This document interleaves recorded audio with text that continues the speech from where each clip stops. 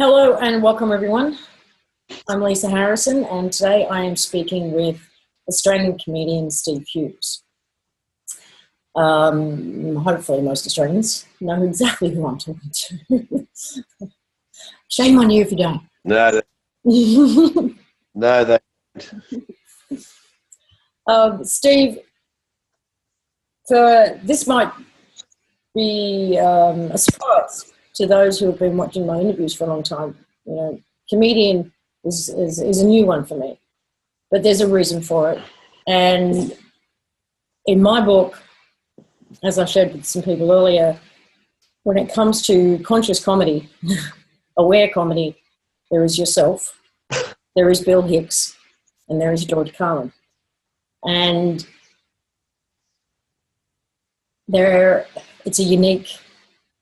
it's very unique to find that level of conscious awareness and intelligence told in such a way that cuts through the crap and makes people laugh. However, and as you mentioned briefly in the conversation we had the other day, many people think you're joking. And apart from those of us who have been down all these rabbit holes over the years and understand to some degree how the world works, I can see that a lot of people do think it's just humour, it's just routines, it's just a joke. But to stand on a stage in front of people and talk about the things that you have, it's a form of educating with humour and hopefully breaking down those barriers. But to even get to that point, you as a person have to have been on your own journey of awakening and learning about how the world works. So where did that start? When did you realise that this shit ain't as advertised? well, fucking long story. I really wasn't on a journey of awakening. I was more on a journey of awakening in my 20s. The last 15 years, I got caught up in the world, really, being in Europe. So when I got there, I was still reading the kind of books that I was reading to do with spirituality and stuff and so forth. But that got put aside while the politics, all the crap got caught up in my life. And I switched the idea. What is it? The Buddhist idea: be of the world, in it. I got in it. It was too much distraction and temptation in Europe. Tons of bands, drugs, entertainment. So I was sort of. Sometimes I look back and go, well, I'm not really fucking walking my talk, to tell you the truth. But the idea of, I don't think that one has to be profoundly deep to understand that we live in a world of lies and bullshit. Right. It's pretty easy to work out, even on the surface level. I mean, as soon as you go to school, it's kind of easy to work out, I think. As soon as you get there and you see that for some reason, I remember being at school going, how come all the popular strong kids are beating up this weak kid? And then there's hundreds of people around cheering them on, even though half of them don't feel it. And I realised, look at people. They all just sort of group up, and how they get pleasure out of some poor weak kid's pain is still beyond me. Well, you talk a bit That's when I started to about growing up in Australia and about not really feeling like you fit in here. Being into heavy metal instead of sport and feeling different. Well, especially in the 70s. Yeah, I can imagine. What was here? Nothing. Football. These young people grow up now in Australia. They've got the internet and everything. They have no idea.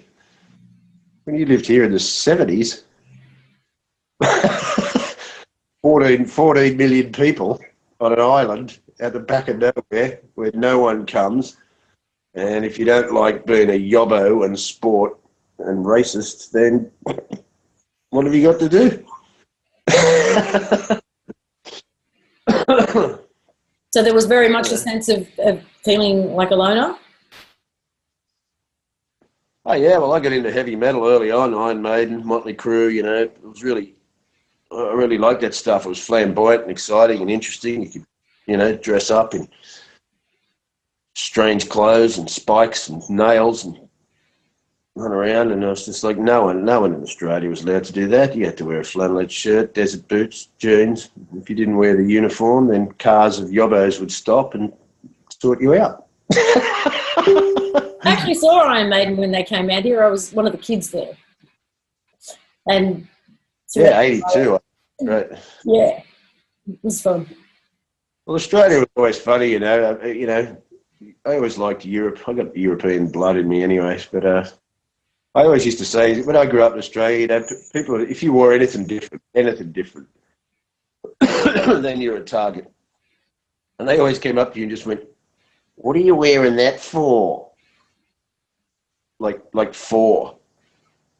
Like even from the language, you can tell there was a way, like, how dare you step out of the sit? How dare you? What are you wearing that for? It's just fucking, I don't know, because I don't want to be like you fucking moron. But because, you know, it looks better than a flannelette shirt. You know? So you were in heavy metal bands for years. How did you and why did you make the transition from being a heavy metal muso, to a stand-up? Well, I started in heavy metal bands. I started the first thrash metal band in Australia, really, called Slaughter Lord, which is highly influential on the underground, very extreme, really, really heavy band. And first one, really, here, us and Mortal Sin, but Mortal Sin was still a little tamer than us. We were very extreme. I was into thrash and black metal and underground heavy metal when it was really underground. Like you couldn't get a Metallica shirt here. You had to write to England to get a Metallica shirt. And all these bands that came out of Germany at the time when thrash metal started to merge into death metal and vocals became really gruesome and started to get really, really intense. And so what we had then, we had tape trading, which was like the internet before the internet. We're all underground bands, because the thrash metal sort of divided the heavy metal world in general, because it was hated even by the heavy metal mags when it first started. So even Metallica and that were called shit, and what are these guys doing with their stupid fast music? And little did they know it was going to destroy traditional heavy metal for a period of years. But so I was getting my band known throughout the underground through tape trading, make demos, just send them, because all fanzines started, which are like, sort of came from the punk era as well, where punk, they started to make their own magazines because there was nothing. Yeah. There was nothing to sort of promote this kind of music, which was brilliant. It was the best time. It was the best fucking time. There's so much energy. There's so much great energy at the beginning of any kind of artistic movement, I think, because it's done by people who have created it, not copied it, you know. So it's a brilliant time, and so much energy and so much fun. It was just the fucking greatest. It was always frustrating being stuck in this country where nothing fucking ever happened, but we still got known throughout the underground through tape trading and sending demos around and doing interviews with guys that start their own fanzines just by photocopying, typing out their own stuff, photocopying, stapling them together, post them around the world. It was kind of like the internet before the internet. It was great. And that's what's funny. I was thinking about that the other day. That's what's funny about these social justice warriors and all these modern young kids who have been conditioned with this political correctness and this cultural Marxism. Is it when I grew up, like, you know, when you're a punk or you're a fucking metalhead or a goth or an anarchist, or even if you were gay or something, then you kind of just those formats were people who didn't fit into the system, so decided, well, I'll create something that I'm not worried about fitting into the system. And I'm not a complete anarchist. They go, well, you've got to get away from the system, because the system gives you toilets and electricity. But in the general sense of the way you're supposed to just go to work and do all this shit and crap and go on and, you know, follow this and rah, rah, rah. The punks and metalheads and all these kind of underground subcultures were kind of, you know, that was create your own confidence, create your own idea, create your own journey into how you can. Sorry? Identity. Yeah, exactly, right?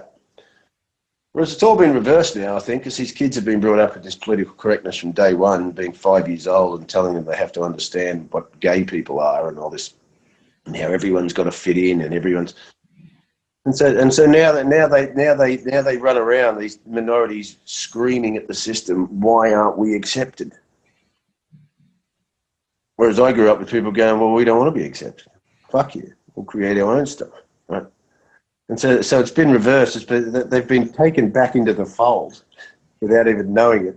They think they're sort of rebels, but all they're ever doing is just vying for acceptance of a system which couldn't give fucking two rats' asses about them.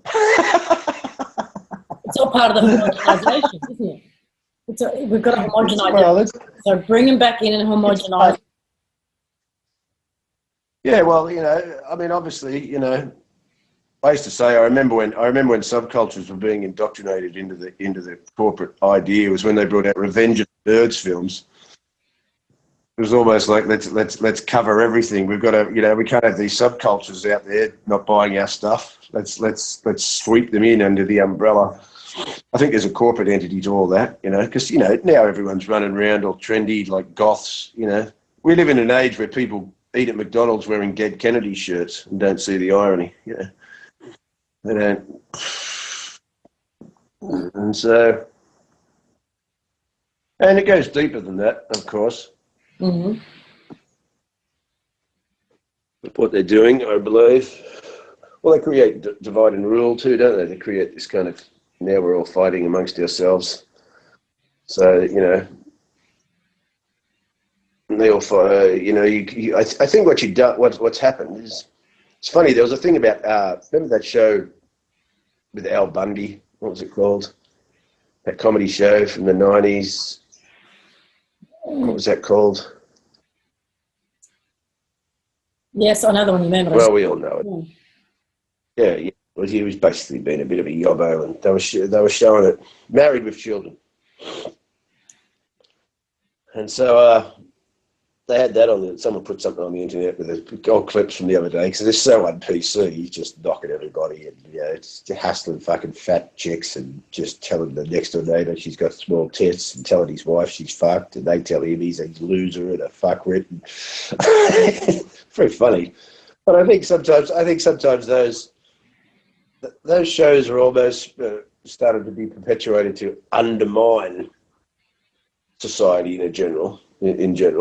You kind of start to cripple it, start to promote the idea of stupid men, sexist men, that families a bit shit, children disconnected from their parents, all this kind of stuff. So you can look at that show as being funny, because everyone's on there going, I wish it was like this now, everything's so PC. And I go, yeah, I agree with you. But I also go, I think these shows are used to sort of start to undermine the idea of the family unit. You had Roseanne, all these shows where it was just about sort of, you know. So I think that was a part of it. And then what you do is you bring in political correctness, which then starts to create this divide and rule strategy. So that now, you know, feminism is part of that, modern day feminism. It's just, you know, they're some of the most vitriolic, illogical fucking arguments I've ever heard on planet Earth. They're just out of control. But of course we can't say anything, can we? Because they've worked it out with their constant pushing of PC culture, that as soon as anybody says anything, that they're just accused. Yeah. So it's so George Orwell. You just get the general public to police the general public, and now they've done it by going, if you say anything which goes against the narrative, especially against minorities, then you're now just a racist or a sexist or a xenophobe or an Islamophobe it's perfect. Just shut down dialogue immediately, because they've emotionalized people's fucking rational thinking. And so how are you supposed to How are you supposed to think clearly if you're emotionalized to the hilt? We've just had a big Because, you know, conversation about that very thing, actually. yeah, right. How are you supposed to think rationally if you're freaking out? And I know that because I've freaked out a lot.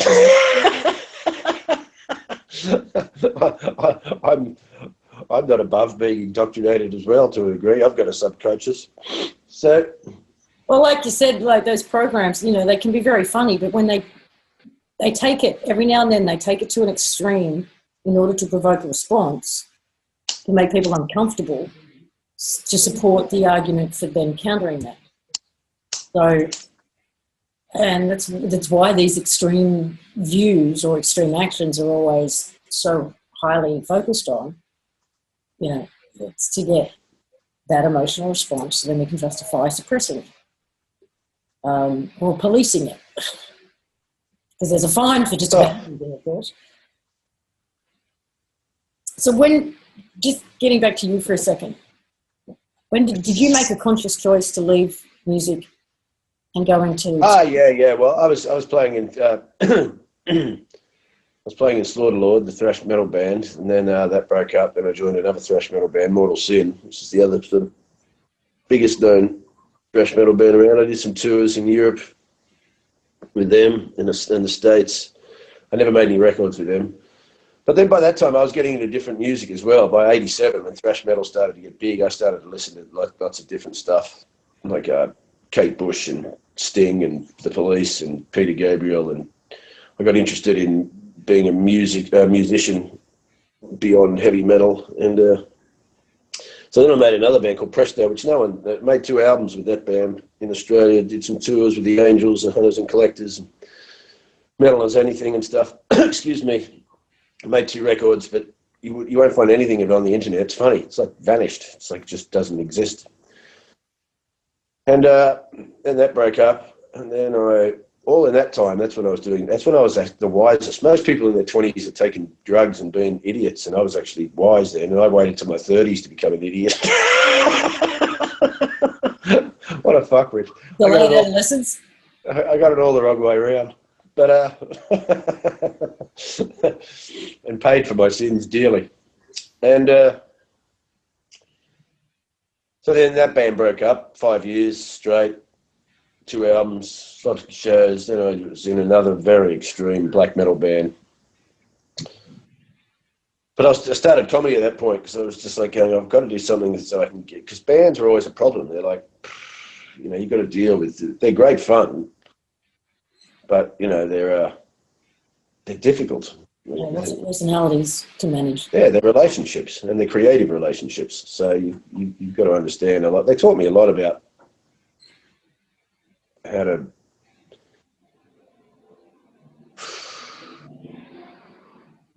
compromise in art without feeling like an arsehole. But then I just started to do comedy. I thought I could do comedy. We always used to watch comedy, you know, when we were in the 80s, when we were in bands, like a lot of Richard Pryor and Eddie Murphy and Steve Martin and Bill Cosby. And so I just thought, yeah. I was funny. Comedy was different to just being funny. I wasn't that great at it to start with, and I was very different, sort of one-liners.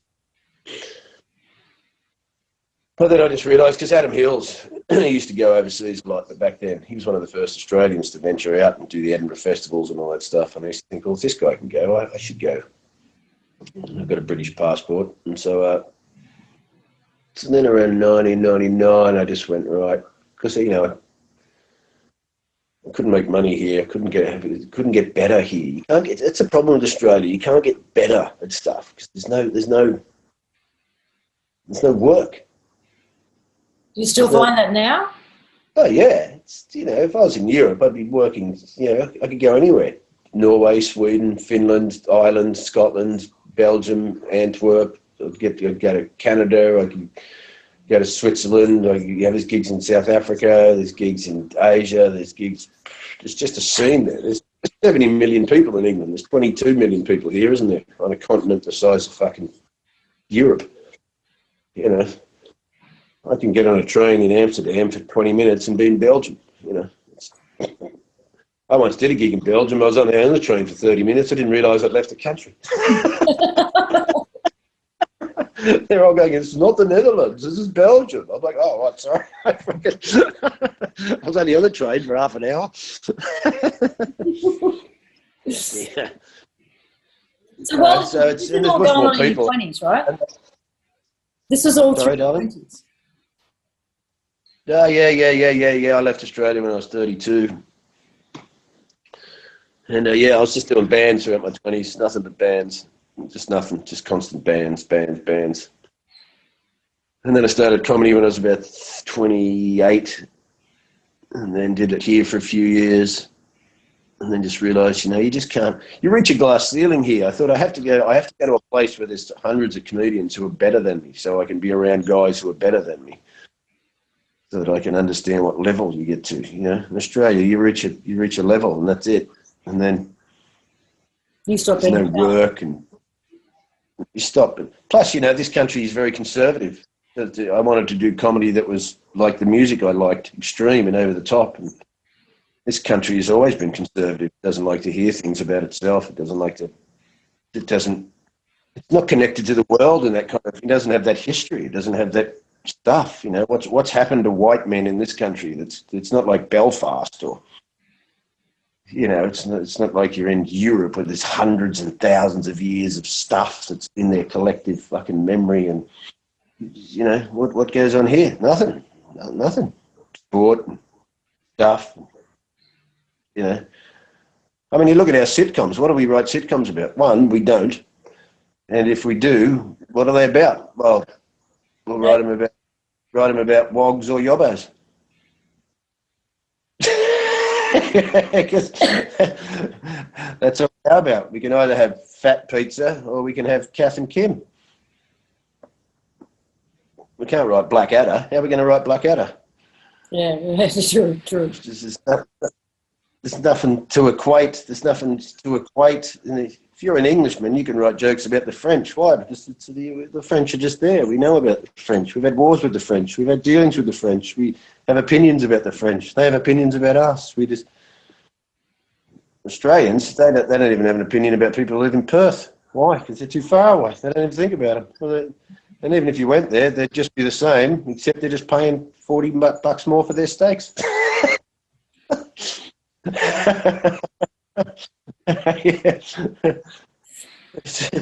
So, okay, he's travelled as much as you have and had the opportunity to do that. I mean, the irony being is that the lack of population here and the isolation and the size of the country, the beauty of the country, heaps of people here live in utter paradise.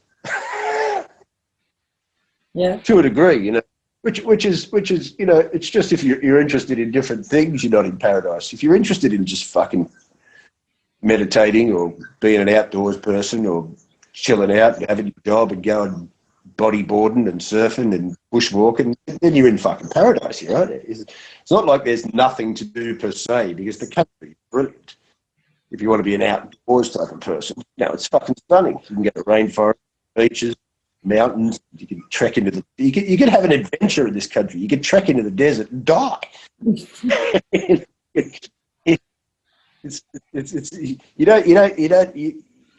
can't have a cross country adventure in Ireland.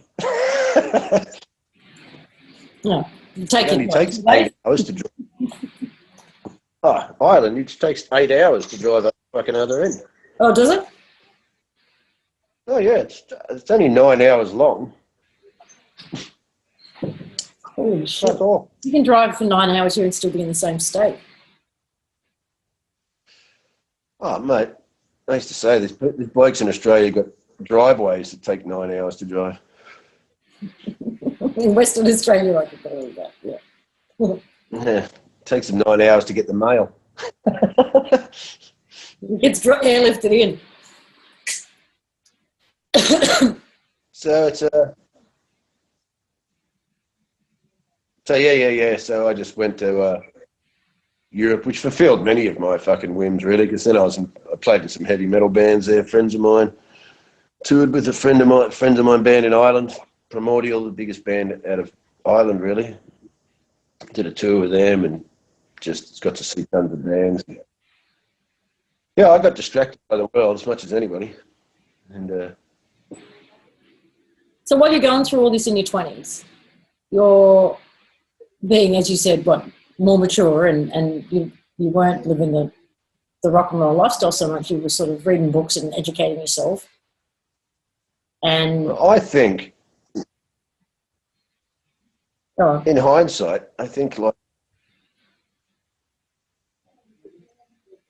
when I was here in Australia and just in bed, I had a sense of drive because I was poor, because I was in bands, and there's no work, there's no scene to get into, like throwing mud at a wall that won't stick.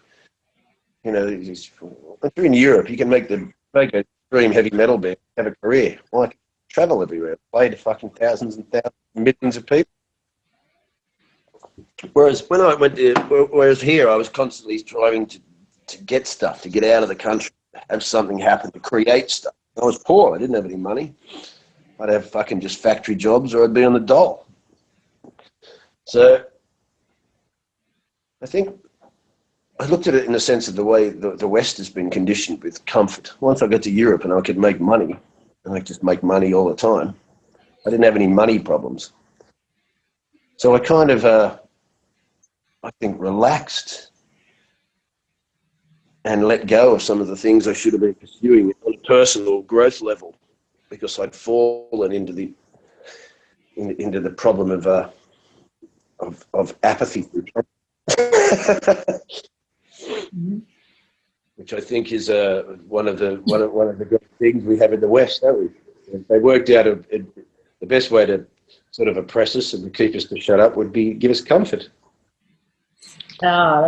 that's the tool they've used here in Australia. I think there's a very, very they've got it down to a fine art. It's a mathematical formula to keep you just uncomfortable enough to continue to be focused and striving, because getting out of that discomfort is just a step away.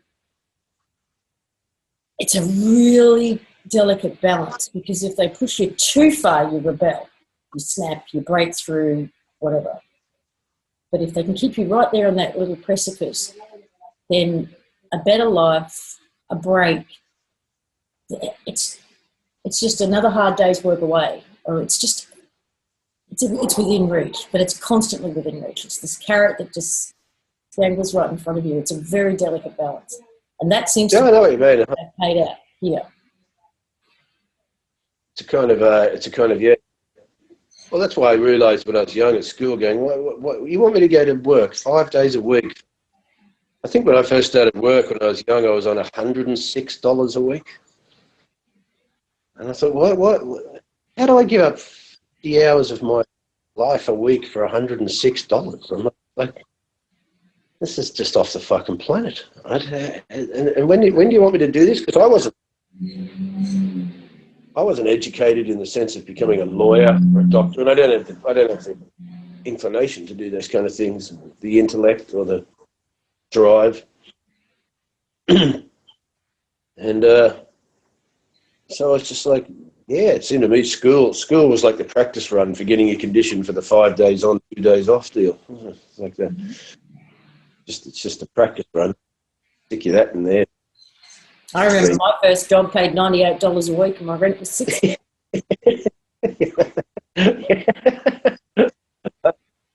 And I just thought, fuck me, am I going to wait till I'm 80? I'm going to do this till I'm 80.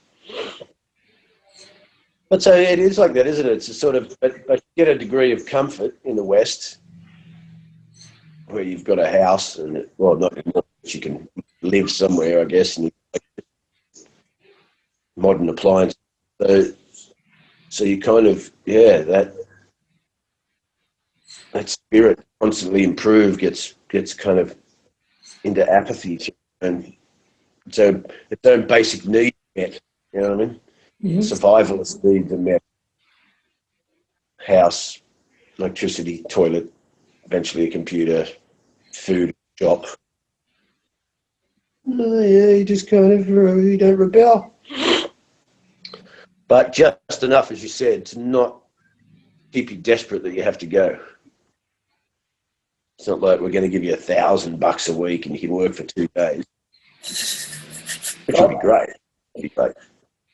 Yeah, it's the way it should be. Well, we were actually in the conversation I was having with the members before this earlier this morning. We were talking about the demise of YouTube and the way they're trying to literally kill it, and the why of that. And it's because, to my mind, it's because they have made so many people so much money. There are kids out there who put up a video a week,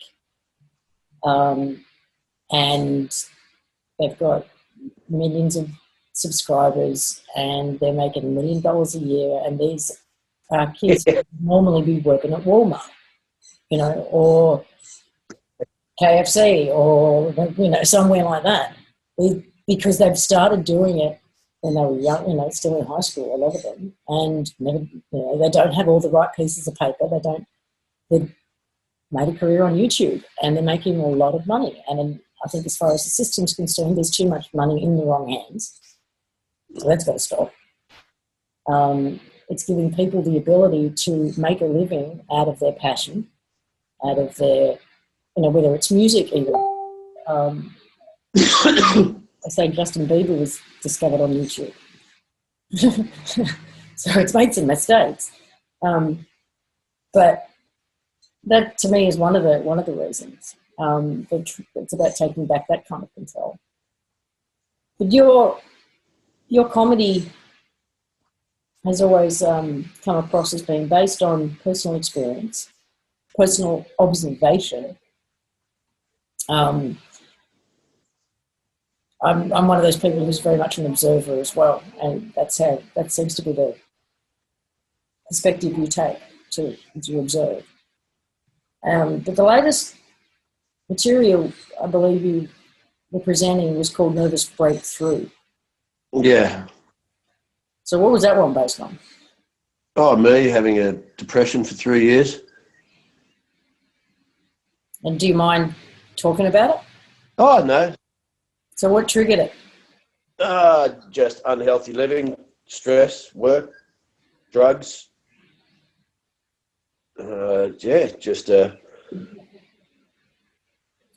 Just a combination of a bunch of fucking stuff, really. I was on the road for 5 years. I didn't take holidays. I was doing anywhere to 150 shows a year. I just didn't stop. I'm eating out of service stations. I'm in my 40s. So what was driving that? Did drugs some. Why were you going? Well, I've always had a massive drive to be to be on the road and just tour and just work and just. It doesn't bother me. It doesn't faze me. I love it. When I was young, I knew I wanted to do it. That's why I wanted to get out of Australia in bands, because I just wanted to be like Iron Maiden and do fucking 12-month tours, and I couldn't think of anything better to just be fucking rocking around the world playing fucking metal and seeing different countries and being in a bus with your mates, and so that kind of drive to just rock around and do stuff has been no problem for me. But I did realise what happened to me was I was about to take a year off, move here with my then girlfriend. But 20 gigs away from the end, I was just burnout. I had adrenal fatigue, I had gut problems. This all led to just depression, complete physical exhaustion, mental exhaustion.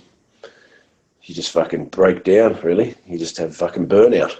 Just burnout on all fucking levels, And because I always had so much energy, but I realise now why, because I was just running on adrenaline. My nervous system was just fucking hyped, just pumped continually. Just no rest, no stopping, going to 8 countries a year, going back to England, doing 60-day tours, having 2 weeks off where I did my tax, then going to the Netherlands, and then going to Singapore, and then coming to Australia and doing Perth and Sydney and Brisbane and Adelaide and Melbourne. Now, I could have done this if I'd been looking after myself, but I wasn't. I'm fucking eating out of service stations and fucking, taking drugs sometimes. And so eventually all that stuff, you get insomnia because your nervous system's pumped up. The nervous system just is on fight or flight because the adrenal glands are fucking spewing out fucking cortisol at the wrong times and fucking adrenaline. I didn't even know I had adrenal glands. I knew so little about health. It's ridiculous. A very ignorant man on levels, you know. We've all got our fucking weaknesses. Mine was self-preservation. And so, eventually just, well, here we go. Let's move into the realm of fucking suicidal depression and stare into the abyss. Which, and enter a world I never wanted to enter, which was psych drugs and fucking all that fucking world. So, you know, the shit that I guess you have to fucking, you know. Sorry, darling? I said the shit that actually makes you feel crazy. Oh. That is another fucking world of just insanity. And I feel more sorry because when I went and saw the doctor that gave me the first drugs, I was actually having a mental breakdown from exhaustion, you know. So I didn't know what to do. I was fucking just going out of my mind, just fucking depressed as fuck. And but I feel more. But the amount of horror stories I've read about people on these drugs, I have more sympathy for the sympathy and no sympathy in the sense of people's ignorance towards this fucking system and how they're so brainwashed and don't know it. I didn't want to take his drugs when I was having a fucking mental breakdown and wanted to kill myself. And yet I find these people just go in there and go, I'm a bit upset because my boyfriend's left me. And they go, here, take this. And they fucking take it. And then they realise now they're stuck on fucking Prestige. And I'm like, you know, I feel more sorry for them. The amount of horror stories I've read of some poor girl who's only 18 and just goes in there and is having some fucking problems at uni because she's fucking stressed, and some doctor goes, here, just take this. And, oh, okay. Next minute she's fucking addicted to fucking Zoloft or something. Yeah. Suddenly realised she can't get off it because her brain's been fucking rewired by this fucking poison. I mean, I've done so much research, it's outrageous, you know. There's so many websites, you know, surviving meds and getting off meds and fucking the alternative to meds, rehabilitation centres trying to get people off these fucking drugs. The amount of stories of people who are just like, I took them and now I can't get off them, and every time I try and stop, I have depression I never had before, and I have fucking vertigo and heart palpitations and fucking no sex drive, and I feel fucking, and I'm like, oh no, I feel sorry for those people who never had anything wrong with them and ended up in that fucking state. They just needed someone to talk to, really. Sorry, darling? And they really just needed someone to talk to. Oh, yeah, you know, just. And so then you know, you sit there and you go, so, you know, here's what's so funny, you know, doctors are looked upon as gods, and they're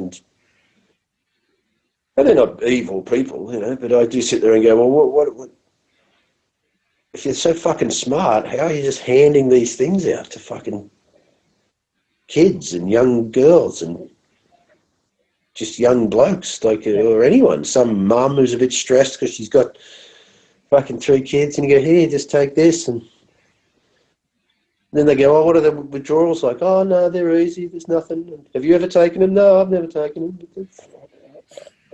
Well, I'll tell you what they're fucking like. They make you want to blow your fucking head off. That's what they're like.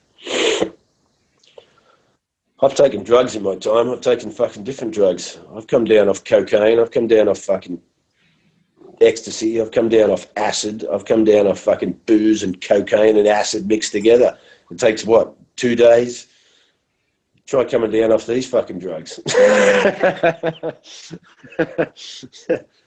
These drugs are just, you don't, you know. Yeah. I was so against them. I was fucking ill, and I came off them against my doctor's orders. Came off 3 of them over 4 months and just went absolutely mental. Went to a rehab to try and stay off them, and all they did was put me back on different ones because that's the system they know. Yeah. And so then I got back here, and then I was on another fucking drug, and they weren't working. So then some other GP just goes, here, try this one. That gave me tinnitus. So, which fucking went away, because you tell you what, you don't want fucking tinnitus when you've got suicidal depression. And then eventually that went away, thank God. So I didn't take his drugs. And then I was on some other fucking drug, which I eventually weaned off myself, which was hell on fucking earth. Which was, I went to a psychiatrist. He goes, why are you on this drug? And I went, some other psychiatrist gave it to me. He went, this is for schizophrenia. What are you doing on this? I'm like, so then I had to get off that, which was fucking hell on earth. And now I'm stuck on one low dose of another one, which I'm hoping to be able to get off. I took one today, but I haven't taken any for 4 days, and I've been all right. But you never know with these fucking things. And I mean, to me, I can see all this stuff as fucking. It's such a big story to deal with what's going on. I think it's funny when I watch people on the internet, because they're all. It's always funny having discussions with people have done no research into alternative thinking. They've done no research, none at all, right? I'm not saying I know the truth. Who knows the truth? No one knows the fucking truth. I don't know the fucking truth about governments or politics or fucking the Vatican or I've never been there. I don't fucking know. I'm not an insider. I'm not fucking, I'm just a guy that's fucking done some research, and but when you start to look at it, when you go, all right, well, this seems to make sense because a lot of stuff seems to be happening. See, it's funny because this guy Milo, because people are still caught in the left-right paradigm. Yeah, they're still in there. Going, Milo Yiannopoulos, you know that guy? What's he do? A gay guy who does a lot of, well, he's alternative right and he's gay and he just does a lot of speaking on campuses and the fucking feminists come out and fucking bullhorn him and the fucking and the PC people come out and freak out about him because he's fucking, and he used some of my material, the political correctness material. He posted some of my comedy and all these people were commenting going, can you believe this Nazi's using your material? Do you know this, Steve? This fucking Nazi. And I'm sitting there going, what are you talking about? I agree with the guy. It's because he's on the right. I don't agree with everything he says, but he's just you're just saying, I'm not into this left-right paradigm, right? So it's so funny that all of a sudden I can see your conditioning. One, you call him a Nazi. So I can tell you've been conditioned by this whole Nazi thing, that Hitler's the most evil man that ever fucking lived. Have you done any research into Hitler in Germany in the 1930s? No, I just fucking watched the movies and then, well, okay. So now you because you can see it in politics, can't you? Every time they want to attack someone, he's a new Hitler. He's a Hitler. This guy's like Hitler. This guy's worse than Hitler. This guy's acting like Hitler. Why? Because everyone just gets Pavlovian immediately. Hitler, Hitler, Hitler, Hitler, right? Because they've all been so fucking Schindler's Listed to death. So they're all just fucking Hitler, Hitler. And now they're all running around immediately calling anyone on the right a Nazi, right? Which is funny because, you don't even know these people. Someone said something the other day, they're going, these right-wing Nazi racists. And you don't even know these fucking people. How come anyone who's on the right now is just a racist and a Nazi? Oh, they've got it very well down in America. Well, what's so funny is that that's left and exactly what the attributes are. That's the so-called liberal left running around accusing people of being Nazis. And so what they do is they then have to run to the liberal left so then they can go and shut down free speech. Like Nazis. It's a fully formula. They can't even see the fucking ludicrousness of their actions, I wrote that political correctness material like fucking 10 years ago because it's just how anyone. It's still, well, as I said, my mate put it yesterday. He goes, they put people into a emotional survivalistic mode. I went, that's a great way to put it. Simple. Dude, this bloke I was talking to yesterday, they emotionalise them, and so they can't, and survivalistic, and then they fucking think correctly. So anyone who thinks that you could actually have political correctness as a legitimate way to act in a society that boasts freedom, it's just What are you talking about? You fucking got offended. What are you? It's just. Can't you see? It's just fucking not logical. It's not fucking logical that you got offended. Well, who gives a fucking... Mate, I could play you fucking heavy metal albums that would offend you. So what are you talking about? I've got records about guys singing about fucking Satan and blood and fucking screaming and fucking sacrificing goats. So this is offensive. But it's like, you can't... I find nursery rhymes that we sing to our children offensive. Oh, mate, you can find anything you want offensive by your own conditioning, and by your own morality, and by your own, Some things are offensive in the sense of, but I don't know if offensive is the right word to use. Some things are just objectionable to you as a human being with any state of consciousness or fucking even just your own morality, You don't fucking kill animals. You don't fucking beat people up. You don't fucking murder people. You don't steal people's stuff. You don't smash kids in the face. You don't fucking rape people. These things aren't so much offensive as they're just fucking... Well, they don't work, do they? They're shit. Rape's not offensive. It's a crime. On many, many levels. It's like... Yeah, on many, many fucking levels, right? And that's what's so funny. Now that, as I was saying before, there's a philosopher. He's great. I can't understand all philosophers because they use big words that I don't know what they mean. Like intellectuals, sometimes they come back. You ask a simple question, and they come back with this thing with so many words. Excuse me, mate, I don't know what 7 of these words even mean. I've never heard of this. I was in the Motley Crew, not fucking university. So. But this guy, Slavoj Žižek from Estonia, he wrote something I really love once. He goes, the difference with now, he goes, in the 60s and the 70s, it's almost like that thing I was saying before about this PC culture wanting to be accepted into this sort of corporate political system, whereas when I grew up, metalheads and punks didn't want to be accepted into it. They fucking fuck it. He goes, now, university students used to have riots and things, so that they could change something within the system they saw as wrong. Whereas now they have these riots and they all go and steal sneakers and loot shops of stereos and Nikes. He goes, because they don't want to change the system. They're upset that they're not in it. yeah, right. So,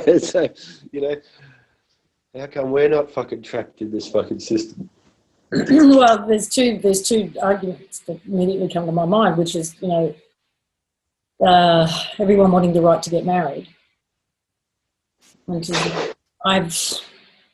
I've got the right to get married and have made a conscious choice not to do any such thing because I understand what that piece of paper is, and because it's not the right of everyone, they're fighting for it. I don't. It's like, please know what you're asking for. And the other thing is what's going on here with the originals in the Constitution. There are sections in the community who are fighting for their right to be included in the Constitution. It's like, no, you do not want that. So please, again, be careful of what you're asking for. But yes, it's that, twisting the narrative so that people fight for the right to be included in the corporate bullshit and control. You're not controlling me and I want to be controlled. I'm demanding it now. So it's like when they go, well, without feminism, you wouldn't have the right to vote. I go, what? So now all they've done is they've indoctrinated women into voting for the same system as well. Exactly. Again, I have the right to vote. I choose not to. Why? Plus, it's funny because feminists, we lost your video. Now there you go. Yeah, it's just me. It's funny, they're always going, feminists going, we have the right to vote because of feminism. How come we couldn't vote? Men could only vote 50 years before fucking women. Because we used to live under monarchies. No one was fucking voting. We had kings and queens. See, I think what they've done with political correctness and that, and everything, it's all connected. It's not just political correctness now, I realise. It's multiculturalism, political correctness, LGBT, Black Lives Matter, feminism. It's all into one big cultural Marxist fucking undermining. You know, you sit there, you know, how can you look at it? Well, when did all this start? That's what's funny when I argue with either feminists or these PC people. They're just like, I have to ask them, tell me because they assume that I don't know what any of this is about. Right? Well, to begin with, I don't think they know what any of it's about, because feminists are always going, well, we just want equality between men and women. Well, what are you talking about? In the sense of law, you already have that. You live in the West. There's no fucking equal rights that women don't have in the society that men do. Not when it comes to legality, law.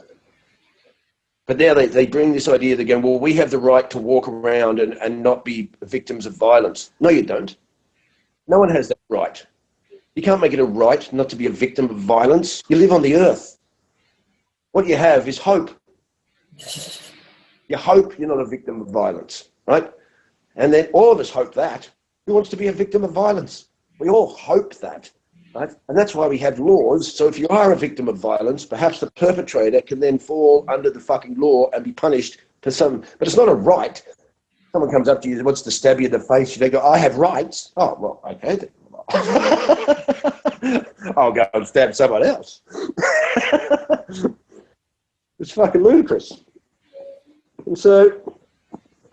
And then they sit there and they always go, well, men are equal to women, men are the same as women, women and men are just the same, there's no difference, all the sexuality is a social construct, and women can do everything men can do, and there's no difference, and all the society's made it pink and blue, and pink for girls and blue for boys, and has made it out so women can't do anything, and rah, rah, rah, rah, rah.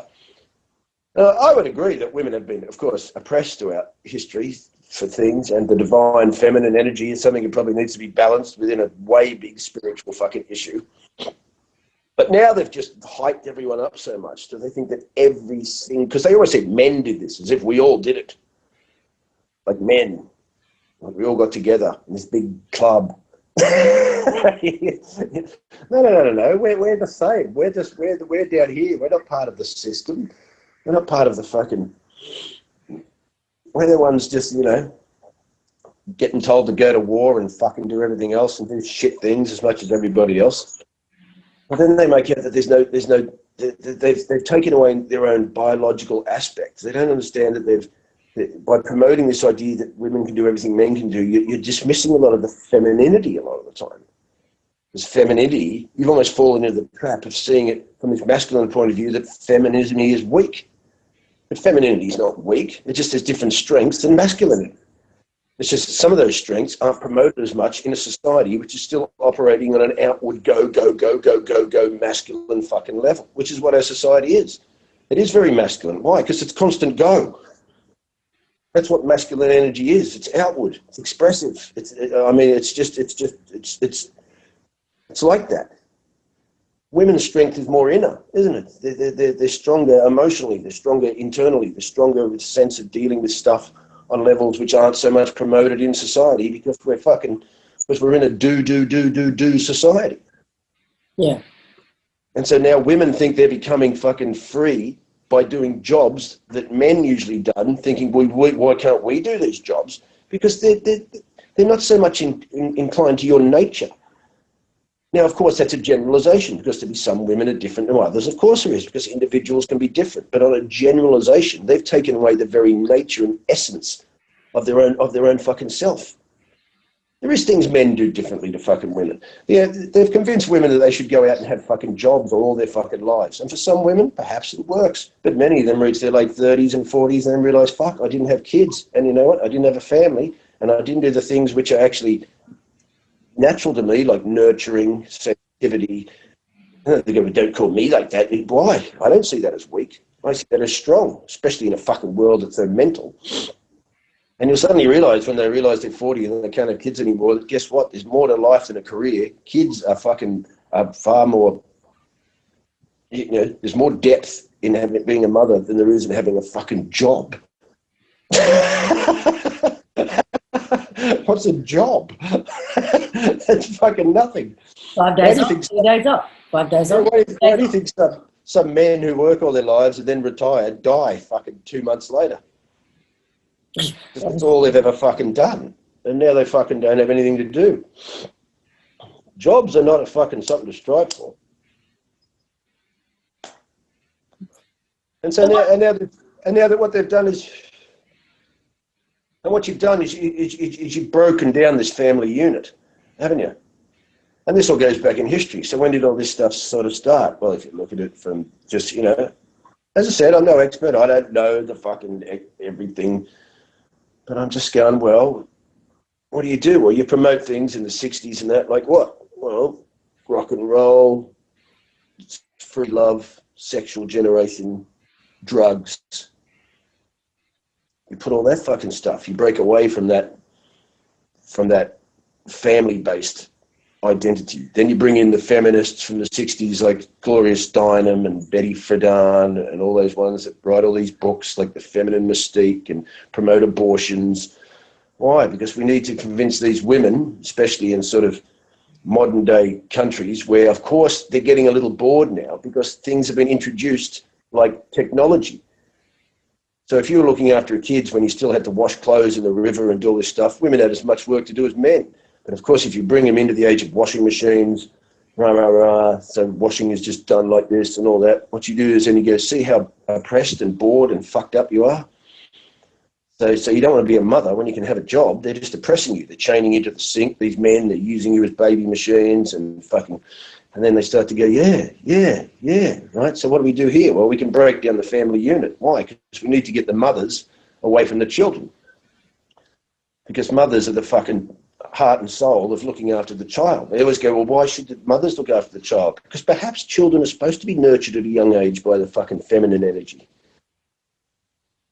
I don't know. I'm not an expert, but I'm sitting there going, well, it seems to me you came out of the fucking woman. Maybe there's a connection there that needs to be nurtured and processed. You think? Beyond just fucking stuff, right? So, which is why nature went, men go out and fucking do this and get the women to do that. Why? Because this is the way it needs to be done. Men can deal with them later on. And so then you break up the family unit, you get the fucking kids out of the house into childcare so the state can start to indoctrinate them with their fucking ideas. You disconnect them from the family so they get subconsciously uptight because, you take them away from their mothers. So then, of course, they'll start to develop neurosis and then they'll start to feel that neurosis with consumerism. Once they realise they can't put a finger on why they can't quite fill that void, then you'll make less jobs for everyone because now there's tons and tons of women in the fucking workforce. So then you can put the wages down for everyone because jobs are scarcer. So then you can start to create the single parent household, which then gets promoted as something that needs to be looked after instead of just going, well, it's not that fucking healthy. Then you promote the ideas of free love, sex, just get out there. Come on, girls, you can be a businesswoman and a mum and a fucking party slut all at once.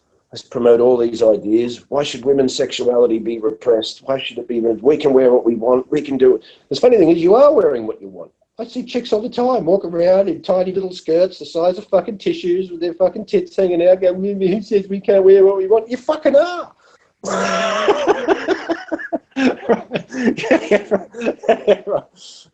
So then you sit there, now you've got this. And then, of course, what do? Well, you start to drug the kids at school, don't you? Because they've all got diseases like ADD and all this kind of stuff. So now there's single mothers everywhere. The family unit's broken up. The state is indoctrinating the child. The psychiatrists are in there telling them they've all got fucking diseases and they need to be on fucking Ritalin at fucking 3 years old. And, then, of course... Why will take them away? Then, of course, what have you got? Well, you've got the population not in Western countries not growing. Why? Because all the women are out there fucking getting jobs and neck tattoos, right? So we've got to get all the women out there. Why? So they don't breed. So what do we have to do if they're not breeding? Well, we have multiculturalism, won't we? And what we'll do then is we'll promote the idea that, come on, don't be racist. Because all whites are racists, because they're neo-colonialists. And even though, you know, white men, white power structures have rocked around the world, see, you have to understand the contradictions here. You have to understand, because now suddenly you get the right, you get the right running around there going, whites didn't do this and whites didn't do that and whites have done fucking heaps of evil shit, right? But you have to understand that you're being undermined as well, right?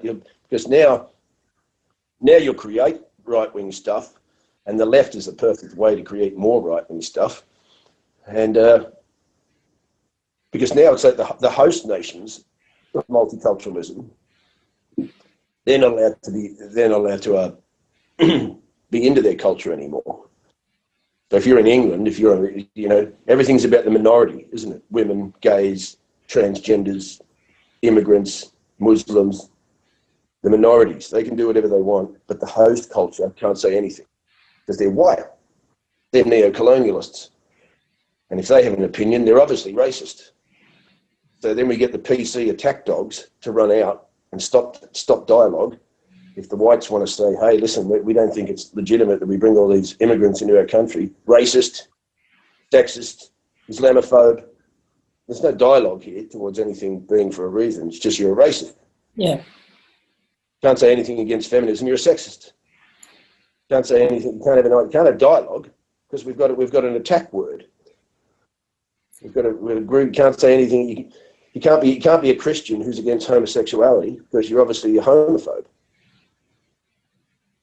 But it's not illegal to be a Christian, and in it being a Christian, they would say, well, we're not into gays. But now they're not allowed to not be into gays, even though they're allowed to be into Christianity. But you also have the freedom of religion. So yeah, you have the freedom of religion, and you're allowed to be a Christian, which is not against the law, and the Christians would see it that they see homosexuality as a sin. So therefore, now we can destroy the Christian religion. Why? Because we've got the PC attack dogs. Yeah. Because we know that they're not into things. So, and what we'll do is while we undermine the Christian religion, which of course I'm not into either, but while we'll undermine it, and it is the basis of many white cultures. So there's a deep root connected to that fucking ideology. So what we'll do is we'll bring in the Muslims, and we'll attack their countries while we bring them in.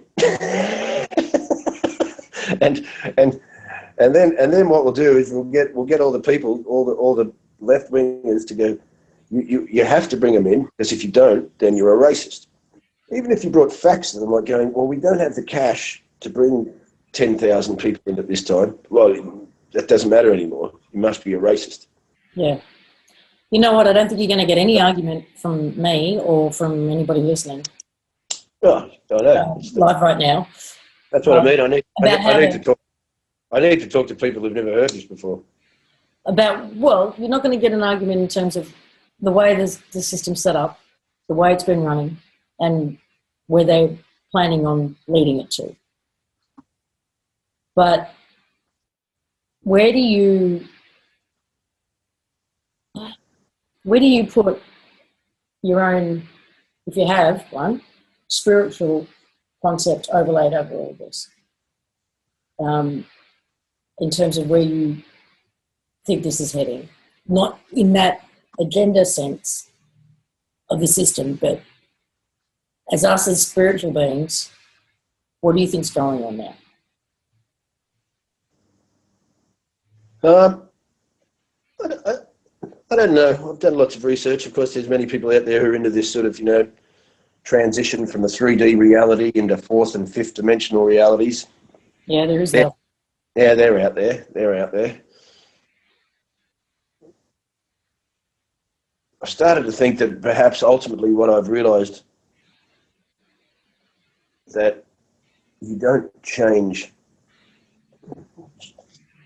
Well, you don't change anyone, can you? You can only change yourself from a deep level by facing yourself, like all the sort of wise men and women around the world have told you thousands of years. You've got to go in and look at your fucking own conditioning and your own shit, your own fucking self-destructive patterns, and your own understanding of you're conditioned. Of course, many of us, when you're looking into those kind of spiritual realms, they're talking, you know, they're always talking, moving into the realm of just the persona being, you know, the false ego.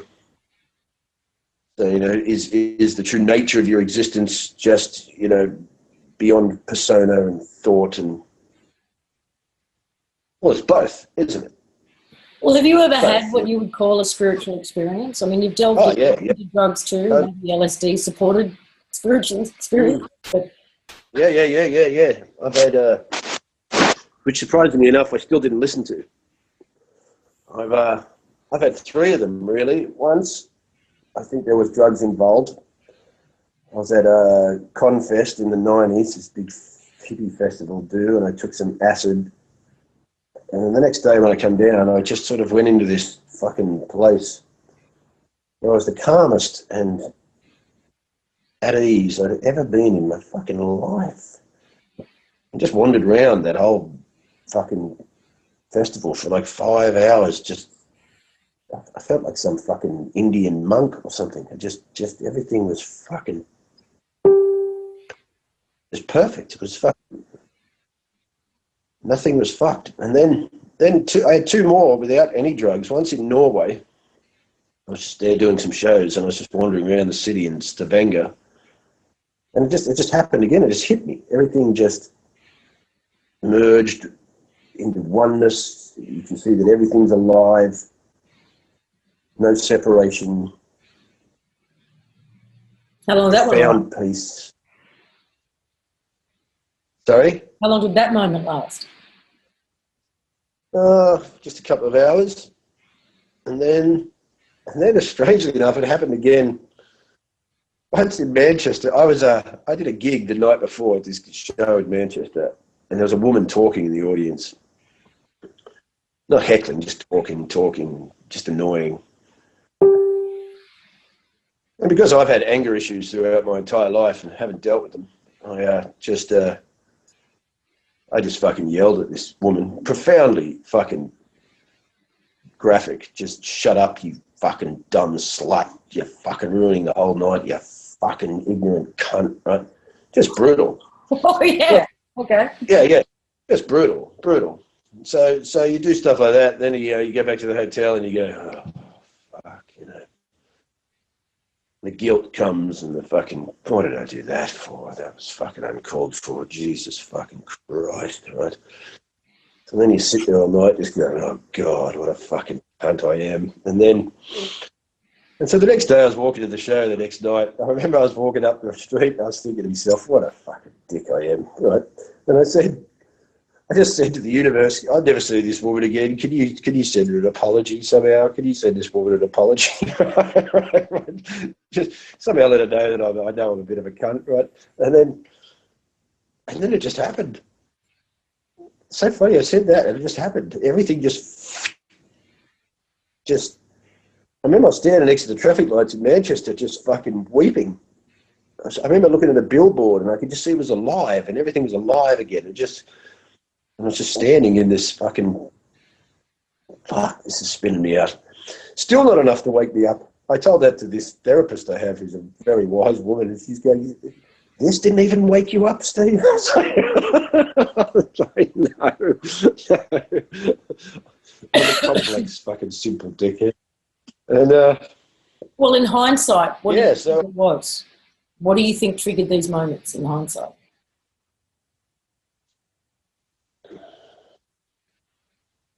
Apart from LSD, perhaps. I didn't really do it. I don't know.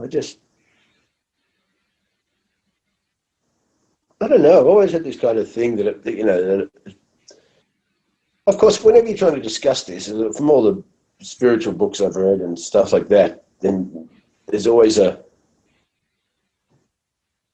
always the idea that you can't explain this in words.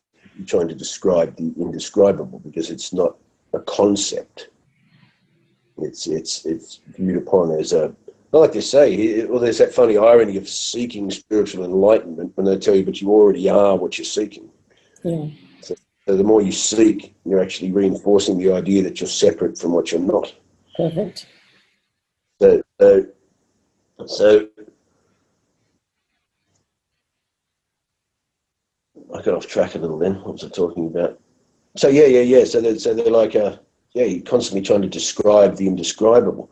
Because I was thinking like this the other day, because I put this thing on Facebook. It was badly written and poorly.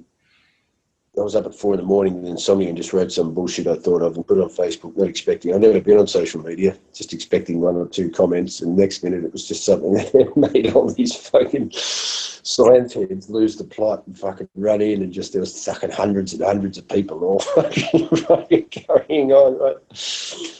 And but it's very funny even when you listen to these people. I realised I'd wandered into a world that I'm not versed in and have no right to sort of spout my mind about. I didn't know the correct version of Darwin's theory of evolution and the origin of the species. I'm not an intellectual. I've never gone to university. I wandered into a minefield of my own creating.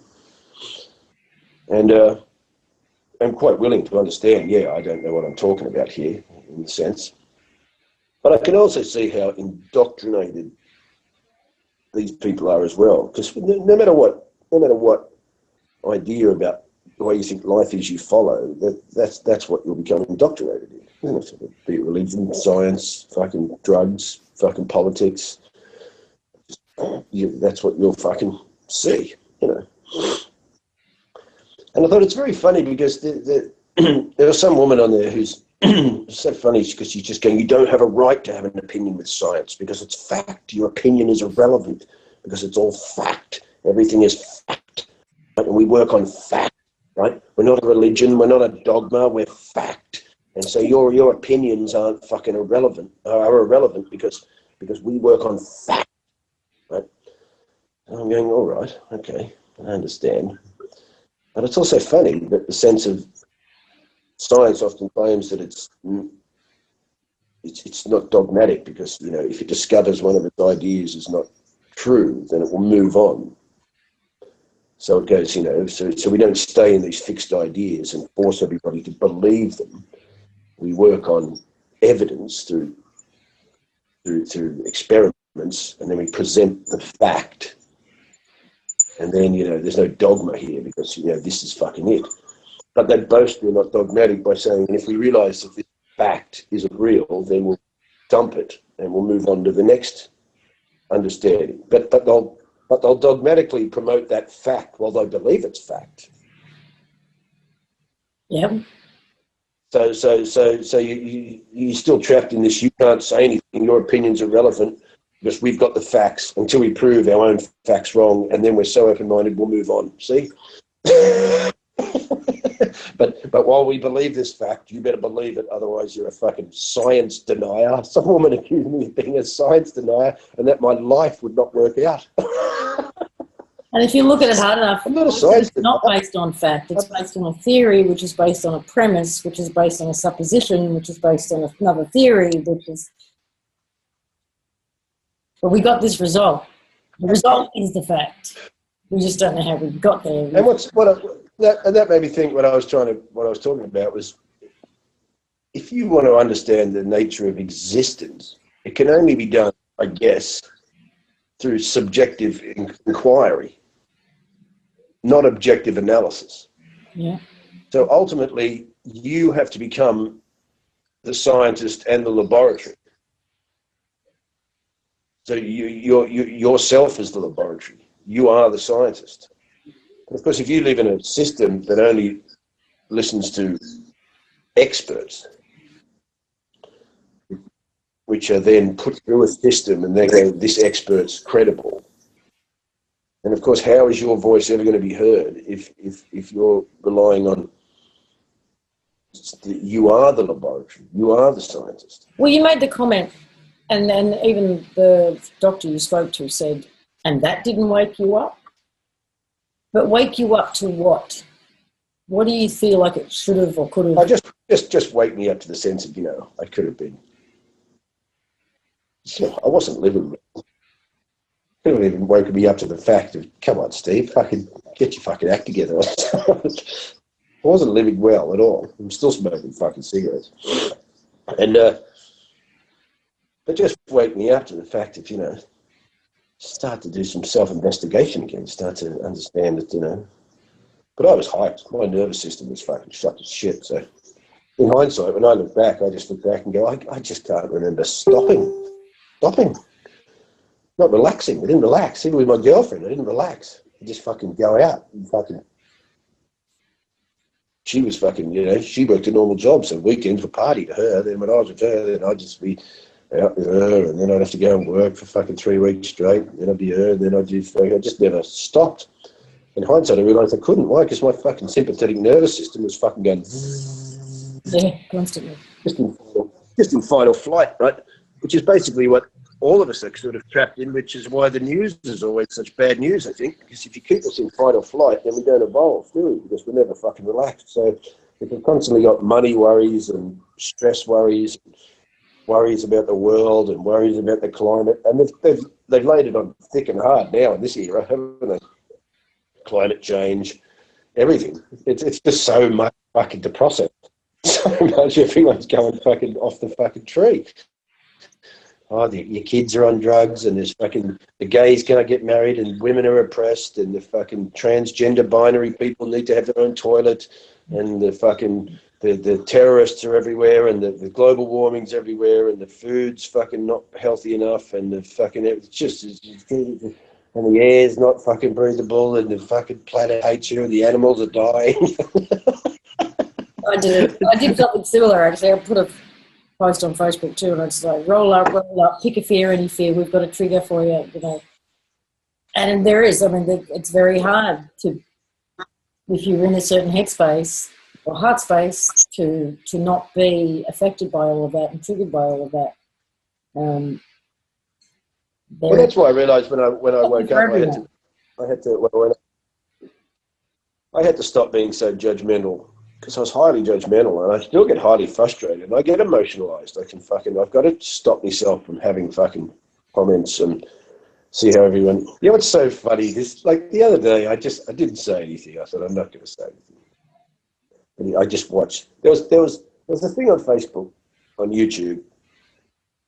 They brought in a bunch of these Brazilian rainforest guys who've never seen white men, or just every once in a while, but their land is being infringed upon, right? But they're still kind of out there living this ancient life. So there was a French guy. He brought them in, and he showed them things, because this is how he showed them a bunch of French gardens. They're all manicured, and the hedges and all this. He goes, "What do you think of the way these gardens are compared to living in the jungle?" And of course, they're all going, "Well, that's not good for the plants. Good for the spirit of the plant to crop it like this and treat it like this. It's just left alone, and it's got messages. And you know, you don't go cutting it and shaping it. That's not the fucking deal." And then they were talking about, and look, we apparently went to the moon. What do you think about that? They're going, this is not a good thing. Again, the moon is a feminine energy that helps us with this and does that. You don't go fucking around with the moon. You know, and they go, we landed on it. They go, well, maybe that's why shit's going wrong. Maybe you fucking fucked something, right? Maybe you fucked something, put something out of whack, right? Then they're showing them like Michael Jackson and this French woman singing, and they go, what do you think of that? And they go, well, we can't understand it. We go, but this is good. This is sacred. To sing is sacred.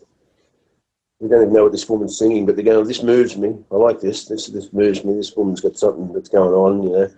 So Michael Jackson, they're going, we like a bit of this.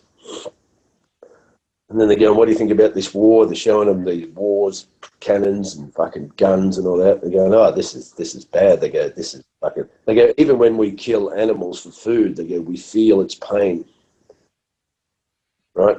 We respect its sacrifice, and we feel the pain, right? We take the pain from the animal into ourselves so that we can process it and give grace to the animal for sacrificing itself so that we can live. And it's all this very spiritual, the way you think. And then one of the comments, I couldn't believe it. It was so funny. Some woman straight away goes, I noticed there's no women in this group. Sexism reigns supreme, it seems, wherever it goes. That's what she took from it? That's what she took from it.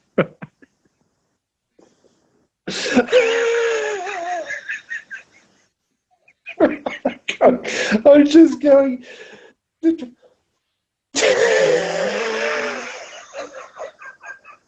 I have no idea. You're so fucking brainwashed. You're so fucking brainwashed. You don't fucking have any idea about this fucking guy's culture. You don't know where the women are. You don't know. There's no kids there either. That's what you took from this. There's a guy talking about about saving Mother Earth and respect for animals and plants and the spirits of the planet, and you went sexist. They're obviously sexist. They don't even. Sexism is another fucking idea invented by the fucking elite. Jesus Christ. Wasn't even a word at all. I'm going to ask those because they can't. You won't be able to hear them, but I'll have to relay it. If there's anybody in the audience who would like to make a comment or pose a question, just please, I'll relay it. I may not have any answers. I'm just a comedian. So, I know you just cancelled a bunch of gigs, but where are you heading, personally as well as professionally? Well, I don't know, because in the midst of me having this wonderful depression, I managed to get involved in a car accident, which was quite serious, which has rendered my not in chronic pain, thank God, but has rendered my body incapable of exercise and has given me some fucking injuries, which are quite difficult to deal with. So otherwise I'd be fucking out there again. I only cancelled these shows because I wanted to go to Mexico and do some work with this guy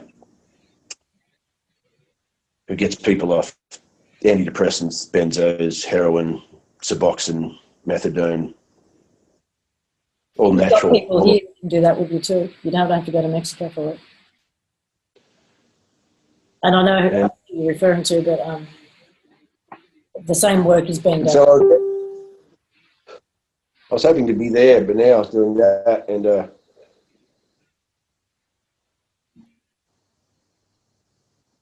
yeah, it just didn't come through with my management, so they cancelled the shows, and now I'm just stuck here with no shows, which is a shame because I've got a really good show. But I don't know, I'll just have to do them later. But yeah, because this guy, of course, does ibogaine and ayahuasca, which I, will not do while I'm on pharmaceuticals, which you can't do.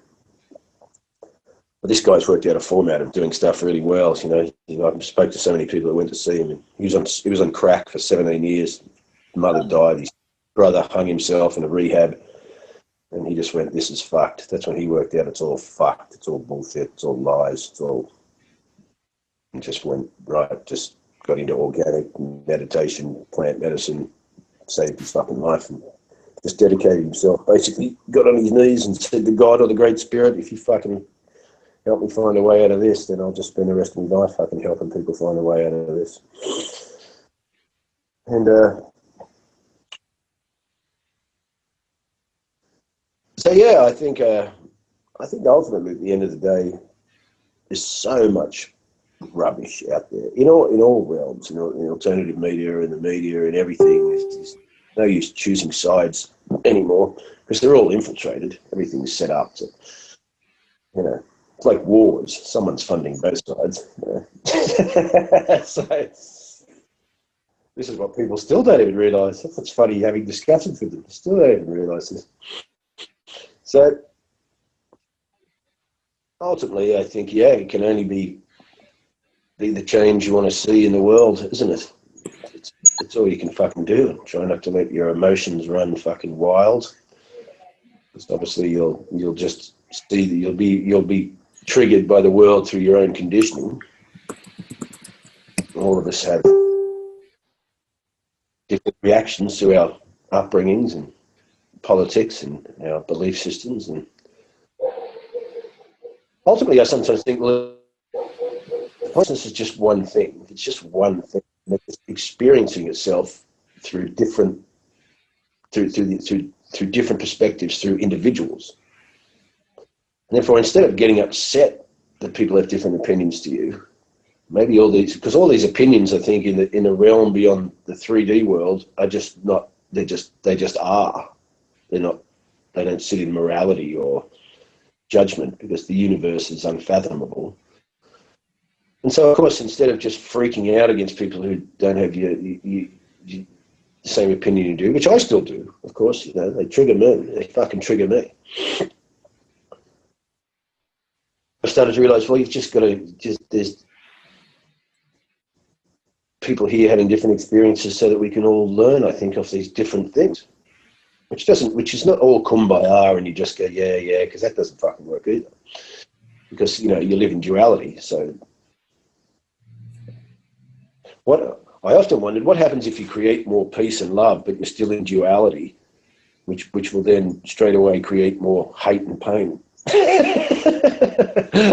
to balance it out, if everything's in balance. Right. Well, I think the scales are tipping, and that balance is not being very well maintained lately. Well, ultimately, what I start to realise is I think everything is targeted to stop us understanding our true nature. But do you see people waking up to that? I mean, as you've been travelling. Well, I think people are waking up. Well, people are definitely waking up because things have infiltrated the mainstream, which never used to infiltrate them. Even when I used to say about, you know, when political correctness and health and safety regulations started, your average person started to notice things were going astray when a bloke couldn't go and get a hammer from the ute without filling out a form. And, you know, you couldn't put pictures of your family on your desk in case that was offensive to someone who's not from you. And, you know, Christians can't wear crosses in case the Muslims see them, and all these things that started to make everybody go, hang on, this is fucking... But then also you can see how perhaps things are changing in the sense of, on positive notes, more people, a lot of young people these days know more about health than when I grew up. So, you know, they're 21 years old and they're doing juice fasts and they're going to yoga, doing these kind of Eastern ideas that didn't... No one in the 60s or the 70s in Australia was wandering around with a yoga mat. You know. So you can see these kind of these things.